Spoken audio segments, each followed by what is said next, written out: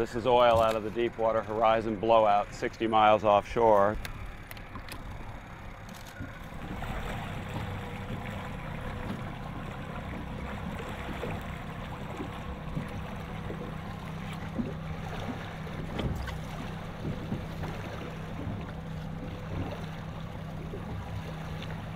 Here we are in Barataria Bay. This is called Cat Island, which is one of the critical nesting habitats for a number of seabird species.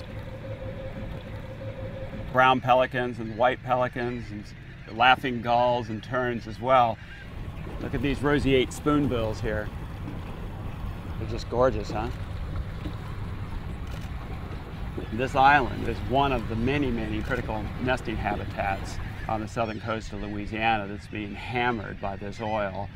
These birds there's dozens of adult pelicans here that are severely oiled. Many have already died. There's some in here that will die later today or tomorrow, certainly. They're preening themselves, ingesting the oil. They have it in their eyes.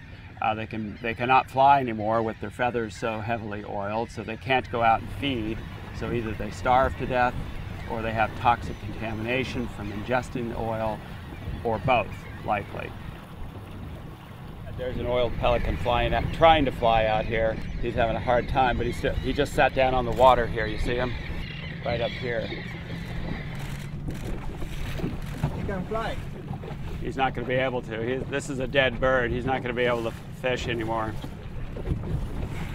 Unless he's captured and cleaned, and even then it's a long shot. But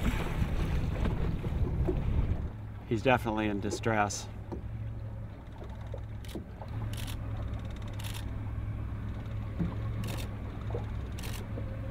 This is a lot of thick oil right down there in those feathers. Looks like he, come on over, we'll take you home.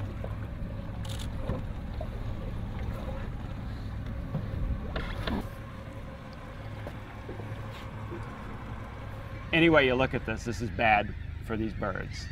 Many will die. The amount that you actually recover, the number of carcasses you actually recover, is usually only maybe 10 or 15% of the total number killed, because most of them just sink offshore and you never recover them anyway. So there certainly have been thousands of birds killed by this spill so far. There will be thousands more.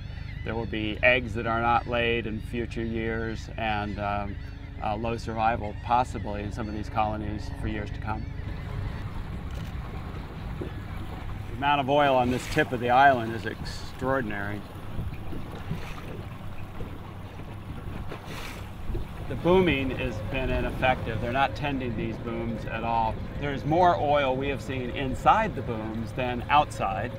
The sorbent boom, these long white, at least formerly white, sausage-like things, are meant to absorb the oil from the water. They do that very well, but then you need to take them out of the water, and they haven't done that.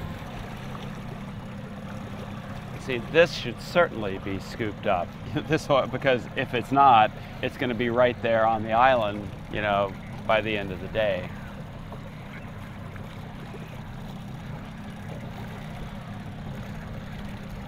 Many of the sorbent booms have just washed up into the nesting areas. So there's a lot of oil right at the foot of these pelican nests. There's no way these adults won't get oiled and that these chicks won't get oiled. Both are feeding on oiled prey, so they're probably not going to have a very long life, and certainly not a very pleasant one. There's some chicks in the bushes over here, with oil right beneath them in the mangrove roots. They'll have to come right through that to even take their first flight. So before they take their first flight, they will be oiled from our negligence offshore. It's just a tragedy. So, you know, if the only thing we get out of the Deepwater Horizon is better safety regulations for offshore drilling and better government oversight, I think we've really missed a real opportunity here to get to sustainable, clean energy in this country, where we know we've needed to go for decades, but we just we've been too lazy, essentially. We've had easy energy, and we haven't done the work that's necessary to get us there.